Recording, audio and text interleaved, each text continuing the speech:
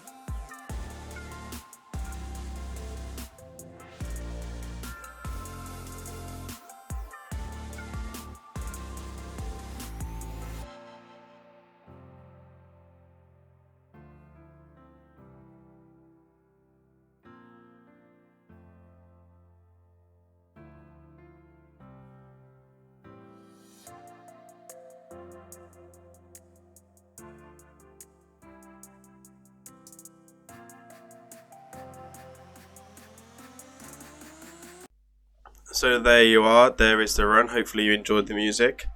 Let me show you how we set this up then. The team setup. So High Katoon, you do want accuracy on her because she just dropped turn meter and stuff. So again, she's just left to do her thing. Lodric, we turn off the A2 just so we don't put buffs up. If we just counter attack, we don't want to take the ally protection. And then we turn off the shields so he doesn't put the shields up, so we can put the shields up straight away. Arbico, we just want him to focus on his A1 to drop turn meter. And then Cold Heart, we want her to focus on this as well. So we just turn that off. The first rounds, as you can probably tell, don't really care, don't really matter. So that's one thing to kind of take out for a law. You just want with the A1, and that's about it. You can turn off the A3 if you want. I'd leave the A2 on for the waves because the team is a little bit squishy, as you saw. But we didn't die or anything. It's a bit slow, but with all the epics and stuff like that in stuff like that, nothing crazy. So let's go show you the builds quickly, and then we can kind of look at it in other ways. So we've got Arbica first, good HP, reasonable defense. Now it's really important to have everyone around about 205 speed, so he's a little bit slow. Just because the SCARAB King itself on 100 is 225 speed. We have got a speed aura to take into consideration, so that just gives us a bit more speed. If you're not using Haikatoon, then that's fine. Haikatoon can be easily replaced by other people, but she's a free champion. So, and then we also have accuracy of 381. You need critical rate as well to 100%, so he drops his turn meter. Critical damage is a bonus, but not really needed, so we'll take that. And then our masteries are pretty simple. So again, there is probably better masteries if I'm honest. These are not the best, but this is what we have. I've never reset his masteries. I don't plan to. It does the job, so don't fix something if it's not broken. This is another Cold Heart. So again, my Cold Heart, this will be actually way faster if you took Flawless Execution or Ham Smasher or even War Master. All these would be the best tier 6 options. The rest of my masteries are fine. I got Eagle Eye because I tried building a finite team with these masteries, and I will be building another finite team for hard with these masteries, so I don't want to be changing them, so I've kind of just left it the way it is. Oh, no, there we go. So I'll show you the gear quickly. We have accuracy banner, critical damage, accuracy, HP. You can use blood shield, by the way. The blood shield will make your runs way more successful and stuff like that. You do need a destroy set or two to help obviously destroy shields. So we've got good HP, good accuracy, crit cap, critical damage, and good speed. So Cold Heart does need to be at least about 205 if you're not going to use a speed aura, so that's something to take in mind. If you are going to take something, bear in mind I took this for the extra HP. If you are going to take something, it's probably better to go with Phantom Touch or something that's going to give you a bit extra damage for the boss. So that's just something to bear in mind for this certain content. We got Haikatoon. We took again another mastery just for extra HP, etc. Just use as stats. These are masteries, nothing special. Eagle Eye would be a really good mastery to take on her for sure, just to kind of speed it up. And then we have accuracy, defense, etc. I didn't really put crazy gear on her. I could have, but again, her accuracy is enough, so it is what it is. We don't need anything else from that. And that's her stats. So we got good speed, you got good HP and good accuracy. Everything else is a bonus, so that's also worth out. Then we have the shield champion with a shield set on. So if you don't know already, you need a shield set, so when you first go up against the boss, you can put a shield out straight away and you don't get counter attacked by the SCARAB King. So the only thing that I worried about on this dude was HP, defense, speed. So mainly speed and defense, sorry, and HP. The thing is, he has to be the fastest in the comp, so he can always put his shields down. And then we have got HP as well. Again, we took a blessing that's just going to help us for extra HP, so that's why we took this blessing. I don't think these are the best blessings for sure, but it does a job, so it is what it is. Same with our lore as well. There is a problem with Phantom Touch, so that's why we didn't go with Phantom Touch on her. Masteries, our Giant Slayer, again you can take Eagle Eye if you struggle on accuracy. And then again we just made sure that she had enough accuracy and speed. Now we don't want her too fast, just because if she's faster than a shield champion then she can cause us some issues. So we have 218, we make sure 100% critical rate because it's a force boss. Try to get some attack and HP as well. Again, 350 accuracy is only needed, so there's a bit overkill on the accuracy. So that's 1, 2, 3, 4, 5. So I was showing you everyone then. It works really well. It's definitely a solid team if you don't have VERGIS or other champions. So there is a load of champions that can solo.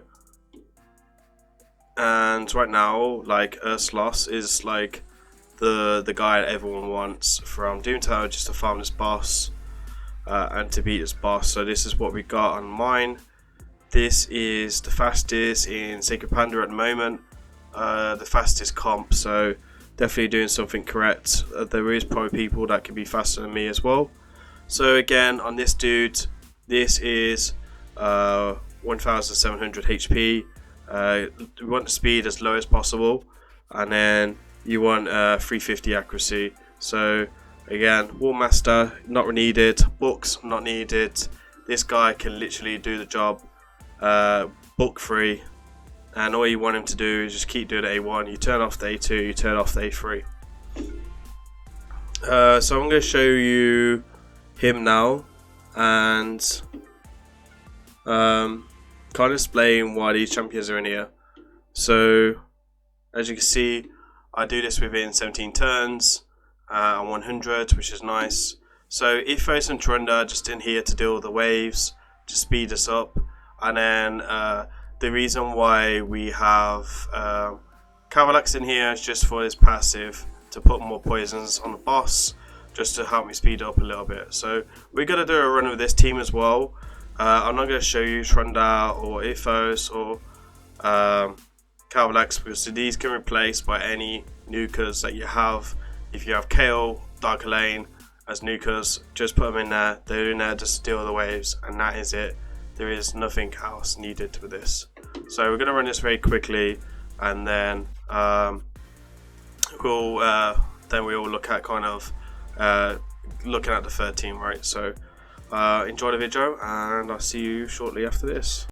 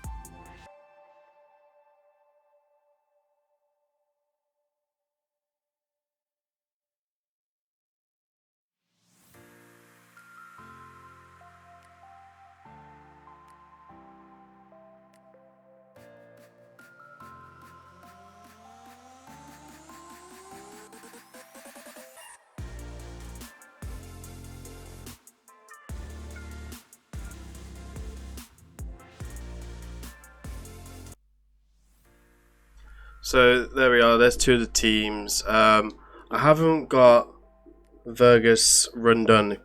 I'm not gonna lie, it takes like 20 minutes, but this is the build that I used to have him in. These are his masteries, so I will just turn the camera off very quickly. So VERGIS needs, doesn't have to have wall mass, so you can take unshakable, because you do need that 350 resist. One thing that's really important, spirit haste is really important as well, because you want everyone to die when you get to the boss, and then gain for that extra speed, so we can overlap the boss. So that's one thing just to take a note there. He also needs to be fully booked as well. Blessing, just take extra HP if you have a 2-star blessing, and then take a 1 with resistance on if you have a 4-star blessing. So that's if you're lucky enough to get it, but you never know.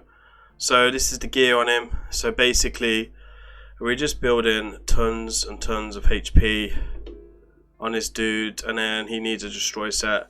Immortal set really helps as well. It's probably the hardest out of all of them to gear, because you need about 70,000 HP for 100. So what I did is I used Venus. So Venus gives me a 30%. You can use your daily login champion for the lead for the HP bonus. So you can also nuke as well. And then we've got good speed, good resistance to resist a boss. There's no presets. The presets for UROST, which we'll show you right now, is where is it?